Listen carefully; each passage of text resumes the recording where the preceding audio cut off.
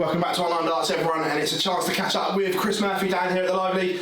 Murph, it's been a while since we caught up the World Championships, and you did rather well last time we spoke. Yeah, I did. I got it right, you might say.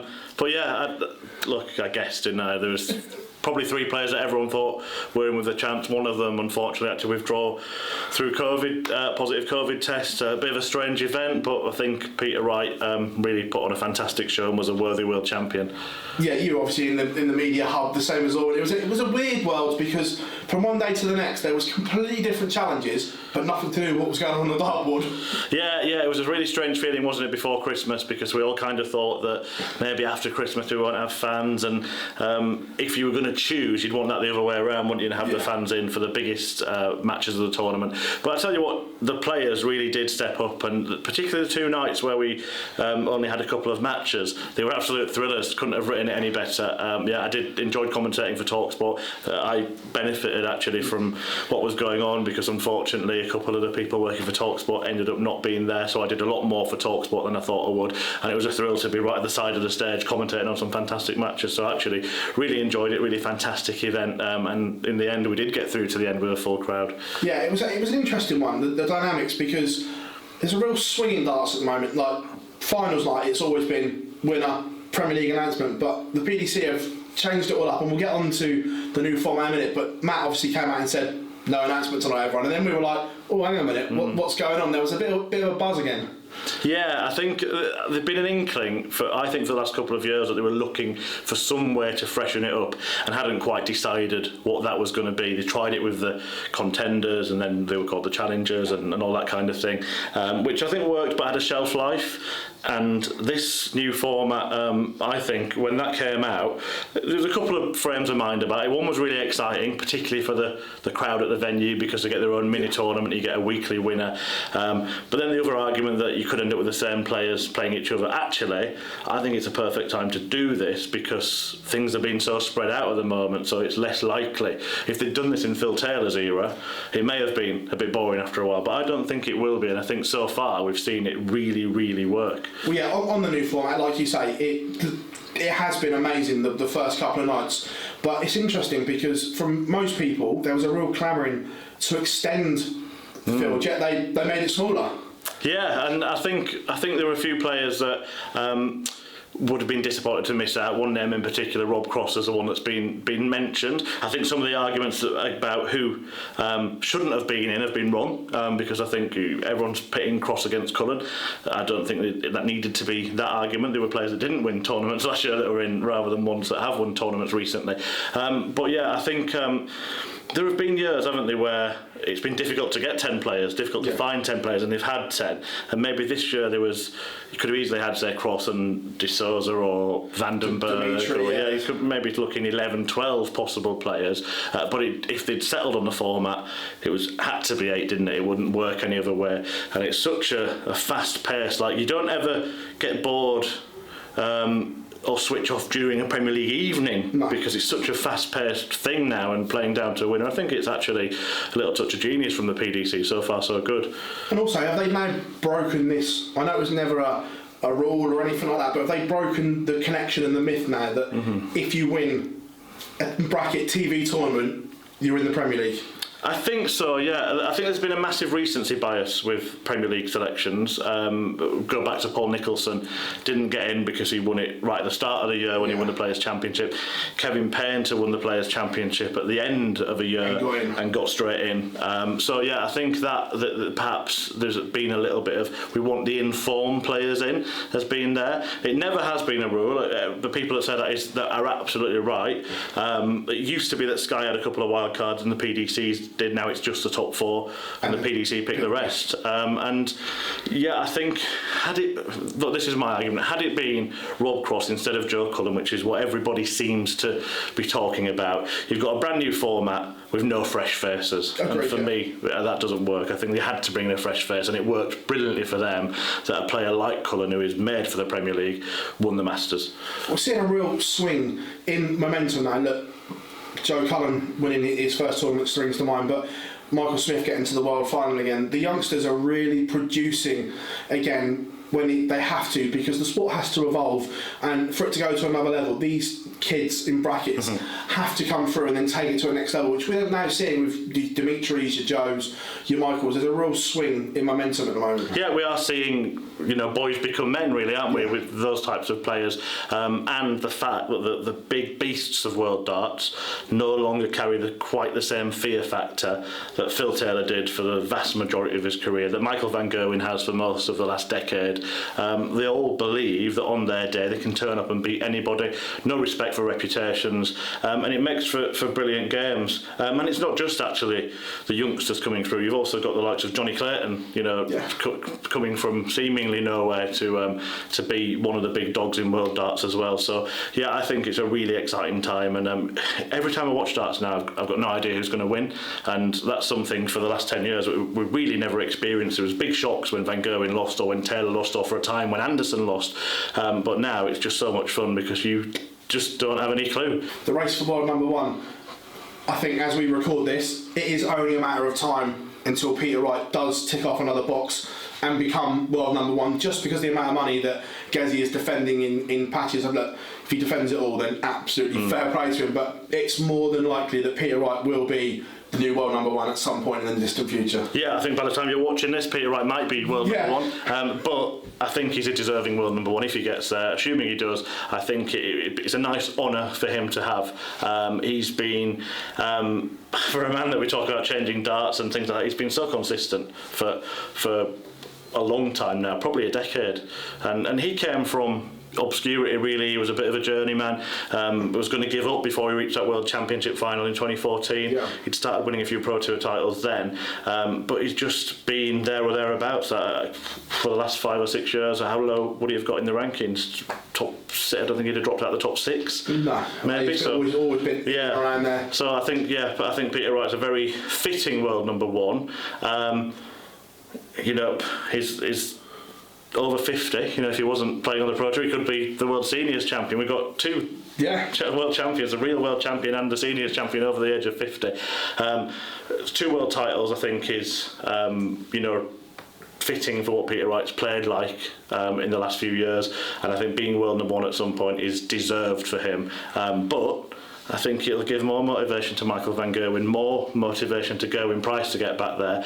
And they're players that are on the younger side still. It seems crazy, doesn't it? Michael van Gerwen's been around forever, but Price hasn't. And I've said this before about Michael, and I'm definitely going to say it about Price. I still don't think we've seen the best of either of those players. I think there's a ceiling, a level that we haven't seen yet from them, so that could be really exciting. So yeah, Peter Wright, be world number one while you can, because the other boys are coming. Just on the two that you've said there, after Peter won his second world title, there was a genuine debate on social media about where that then puts him in the top 10 in brackets all-time greats list. And also offer this week in Belfast, when Gezi was almost unplayable, that even at the young age, is he etching towards that list already? First of all, where would you put Peter?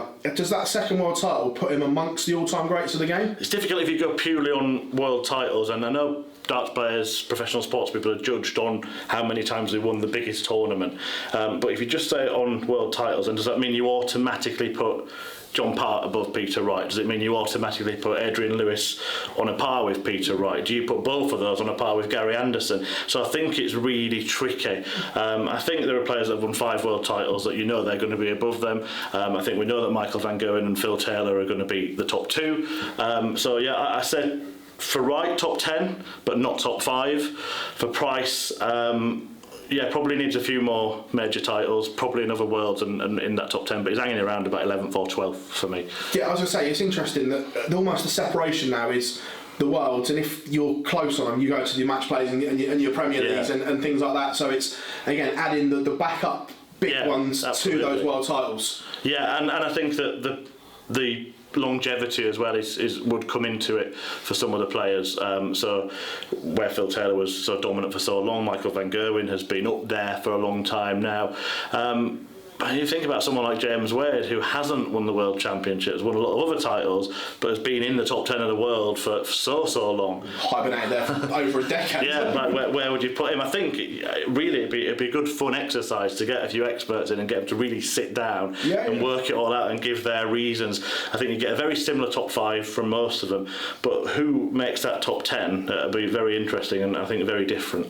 Touching as well, the World Seniors recently took place. You were in one of the best seats in the house. Got to commentate on it. First of all, you made your TV debut as a commentator. You must have been over the moon with that, and the tournament as a whole was sensational. Yeah, really exciting to be involved with something like that, and it was a real kind of I felt really grateful because they could have gone down the road of it's a World Seniors event, we're going to get some old faces back in the commentary box, but they gave me the chance. It was fantastic to work alongside John Gwynn in the final, who's a legend of the commentary box, and obviously Mark Webster and Paul Nicholson as well, I've worked with a few times anyway, but yeah, aside from my sort of selfish little bit, I think the tournament itself was just, had I been spectating, was something really special actually. It was a really nice mix to talk through of nostalgia, fun, and actually a serious darts tournament as well, and you could see different players were approaching it differently. John Lowe and Bob Anderson, they knew they weren't going to go and win the title, but they wanted that moment on the stage, and Bob Anderson got his moment with that 180 and the big finger point at the end,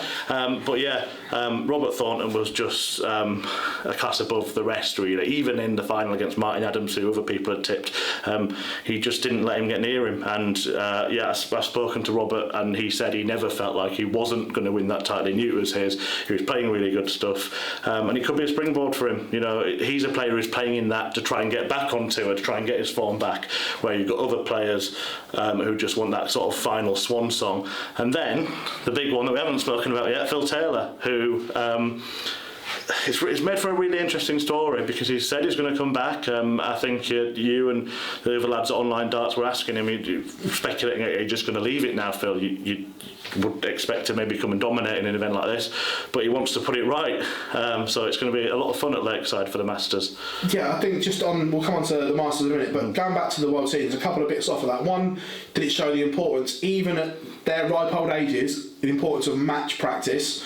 And two, there was a lot of question marks around would the World Seniors work, but the way it's gone, it's really cemented. This is here to stay now, isn't it? Absolutely, yeah. I think that the point you make about match practice is spot on. I think people picked up on that. The players themselves picked up on it too late, the ones that didn't have it, and I know that some players are now looking to book themselves in things like the Online Darts Live League, things like open events, to get some match practice who didn't have it before, because... Well, I mean, I don't know because I fall to pieces in my living room anyway. But if you're a player that can play in your living room on your practice board and then you get on stage and it's a totally different thing, then you're not ready. And you listen to like Wayne Mardell and Paul and Mark in the commentary, and that's the thing they all picked up on, that the players that had been playing darts, Robert Thornton has never stopped playing darts, Martin Adams has never stopped playing darts, Terry Jenkins was maybe the little surprise, but it then turned out that he'd been going to Opens and winning them. 10 Opens, won 6 of them, and 2 county matches. It's like he'd done his homework. Exactly, so yeah, it shows. So the players that are on the Seniors Tour, the ones that are serious about trying to challenge for honours, are going to have to play in proper matches against proper players, otherwise they're not going to be up to it. It was probably more competitive than a lot of people thought it would be.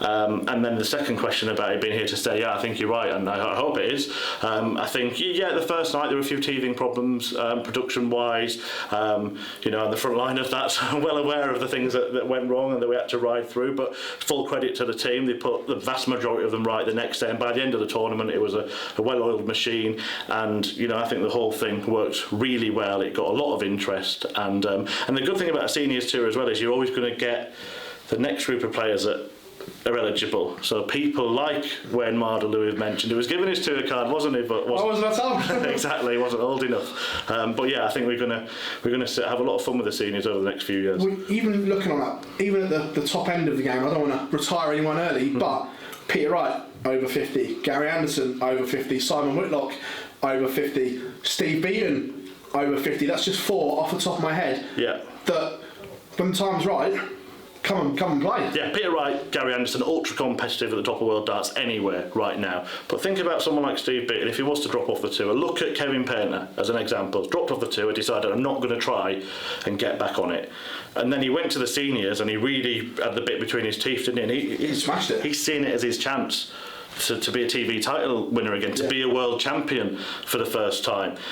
So for some players, it's really like a second chance at fulfilling the things that they didn't fulfil in the career. And I think there are a lot of players that would fit that bracket. And I think it's going to be fun to see who else comes through in coming years. Speaking of Lakeside, some great news for yourself. You've got a double shift at Lakeside coming up. One commentating on the WDF World Championships and the Masters for the seniors at Lakeside. You must be over the moon. Yeah, I've gone from Barnsley Metrodome and Robin Park in Wigan to doing the Alexandra Palace Circus Tavern at Lakeside. So I'm not gonna complain about that. There's real sort of spiritual homes of darts. I've been to Lakeside a few times and for exhibitions and to watch the old BDO World Championship. Really is another iconic venue. Really looking forward to being involved in the first ever WDF World Championship and seeing who comes through the talent, because it still is a tournament where we're looking at who will be the PDC stars of the future, because they're going to try and progress. It's another system for them, and nice touch by the PDC as well to let the players who had qualified play in that tournament. So I think it's going to be a really exciting tournament. And of course, second one doing the seniors, the Masters as well. So we'll see if Taylor's got some preparation correct for that one. So it's going to be fun. Two big events at one of the biggest venues in world darts. Darts has never been in a better place. I know you've been involved in it for the best part of a decade now and things like that. It's never been in a better place, has it? Definitely. We're doing this interview at the Live League. I've been commentating this week when Lisa Ashton's been playing, and I said in commentary at one point that Lisa Ashton has never been able to play in more things. She can now play the Live League, the Challenge Tour, the Women's Series, the Women's Match Play should she qualify, which I'm sure she will. 2 places available at the World Championship, I would expect as well. At the Ali Palace she can play the WDF stuff, and she's of age to play in the seniors, the same as Dita or Trina. So I think that's the women's game. The game as a whole is just in a fantastic place. It was brutal for a while, the Pro Tour, and you drop off, you really have nowhere to go. The BDO was struggling at that time. Some people tried it, but there was no way of really making a living it. But darts play without a tour card now can make a good living and enjoy themselves doing what they love. So for players, for viewers, for people like me and you, darts is in a fantastic place. Last one, because what you said there, the women's match play was announced. I know you're, like me, massive advocate of ladies darts. We sit there and watch every dart thrown on the ladies series for the last 2 years. How excited are you the opportunity that 8 ladies are going to have a chance to play at that iconic venue at the Winter Gardens? It's massive, and I like what they've done, because I've commentated on the women's series for the last couple of years, and one of the foreseeable issues is that there is an elite. It's been really a 2-player elite, maybe throwing Dita and Makuru when they're at the best. So the other players really are going to that knowing that they've not got a chance of getting those World Championship spots. So to give 8 spots to a tournament, it really now gives a bit of motivation, something to aspire to for all of the other women who want to come and play in the PDC Women's Tour. 8 places available. Probably we could sit and pick off 6 names that we really expect to be there, but there's going to be a run from someone who goes and lives a darting dream and plays on the Winter Garden stage. So I think it offers a great opportunity, not just the tournament itself and seeing the women play at the iconic Winter Garden in the Empress Ballroom, but also it gives a little bit more edge to the women's series, and I'm grateful for that because I'm commentating on that as well. So it's really fantastic, and another reason why darts is in such a good place. My absolute pleasure catching up with you here at the Live League, mate, and wish you all the very best. Pleasure's all mine, Phil. Thanks.